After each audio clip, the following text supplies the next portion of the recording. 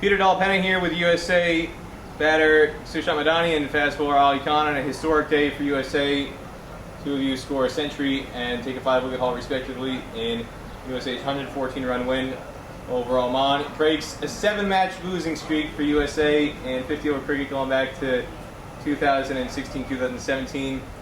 And a historic day on many levels. First off, I'll start with you, Sushant. You score a century, you become the second player to score a century for USA in ODI cricket on American soil. Just literally an hour after Monank Patel, you share a 209-run partnership. Best second-wicket partnership for USA all time in limited overs cricket, and just 4 runs short of the all-time partnership record. But an incredible partnership, one of the best ever that USA has had in limited overs cricket. What does this day mean to you personally, on a personal level and on a team level, to play the role that you did today?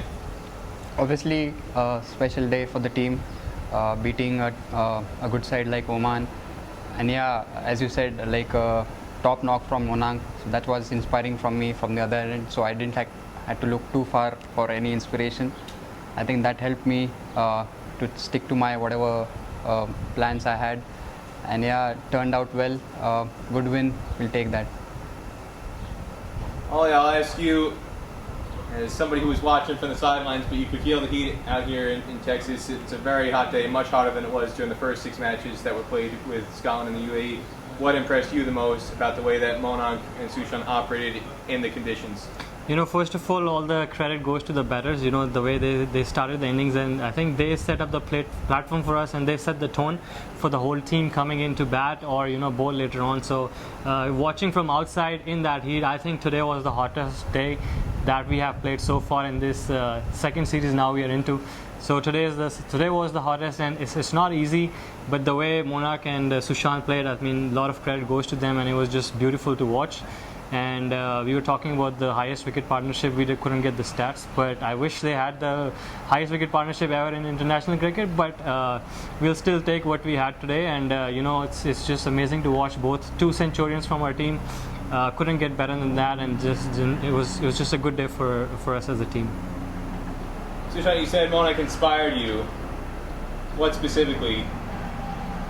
I think like the plan was when Monank came in, the plan was we should bat deep, we should bat long. Like Monank was having a targets of like 5 overs, 10 overs, or 25 overs, 30 overs.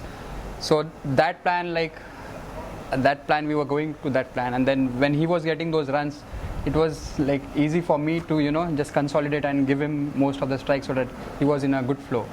So I think that helped me, you know, just keep the game in balance. I think that partnership, I think, was crucial in terms of getting us to a good total.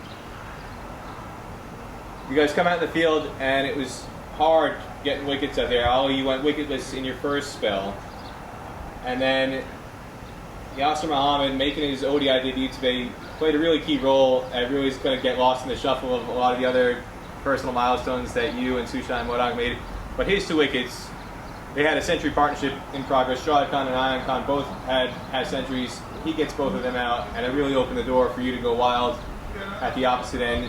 Talk about Yasir Mohammed's impact on his ODI debut. You know, I think it was a great debut, especially for Yasir. He's been doing great in the nets as well. He's been working hard really well, and the way he bowls, you know, the way he bowls his googlies is hard to pick for our batters. Even I'm watching him in the nets.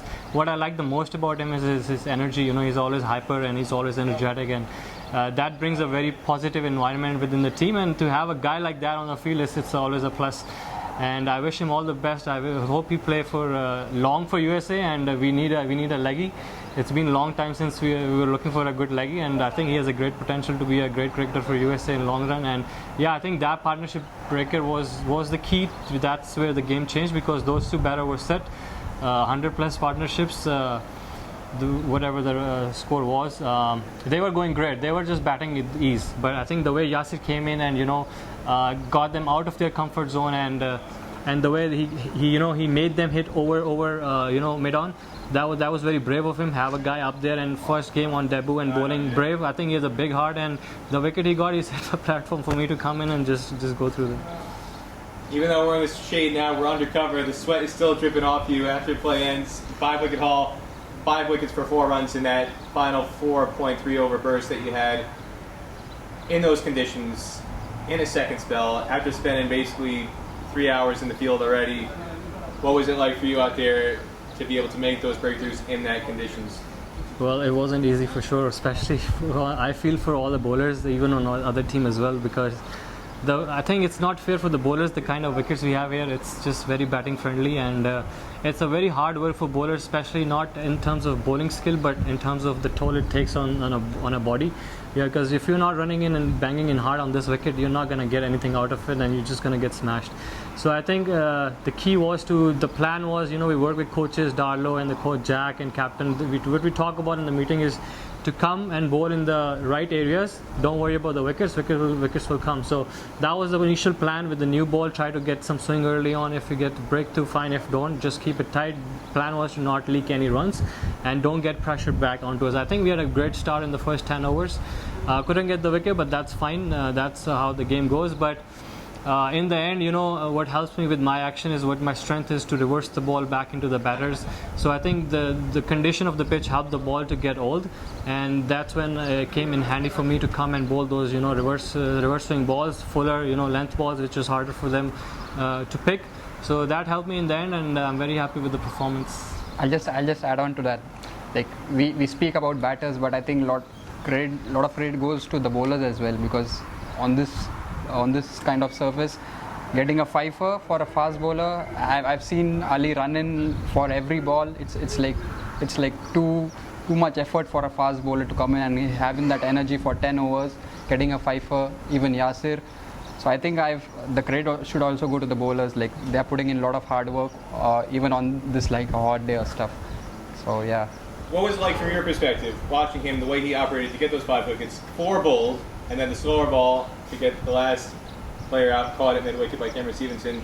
Not just the wickets he took, but the way he did it in those conditions. From your position in the field, you were out on the boundary for most of that stretch.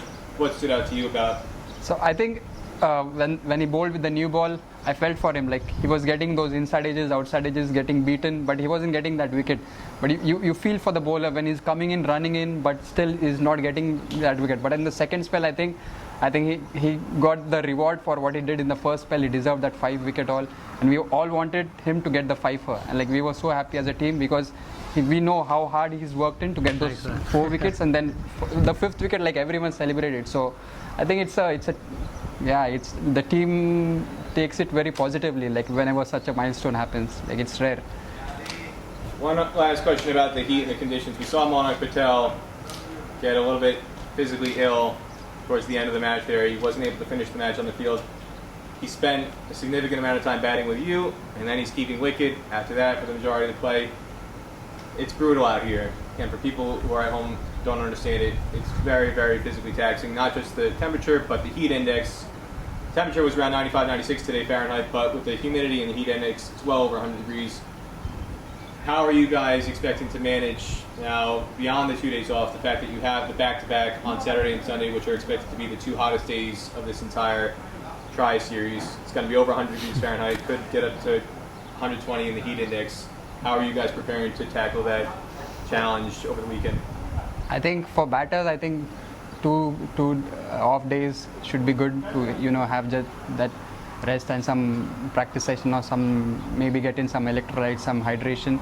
But I think that question should be for the fast bowlers who again have to come back on Saturday, Sunday, back-to-back games.